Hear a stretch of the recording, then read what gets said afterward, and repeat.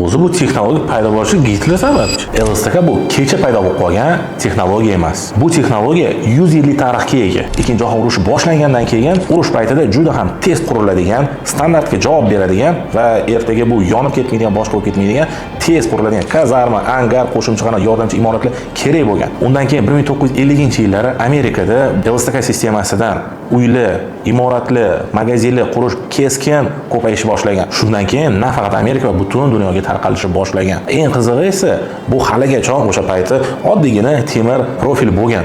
Lekin 80-yillarda именно sifrovoy era boshlanishi boshlagan. Bu nima degani? Avtomatizirованный liniyalar paydo bo'lgan, zavodlar paydo bo'lishi boshlab, buni hammasini robototexnika amalga oshirishni boshlagan. Va shuncha qadamlardan keyin hozirgi kun kelib LSTK umuman boshidagi qiyofasidan o'zgarib ketgan. Bu sizga aniqlik, tezlik va sifat beradigan zamonaviy yechim. Bergan ma'lumotlarimiz sizga qiziq bo'lgan bo'lsa, obuna bo'lishni unutmang.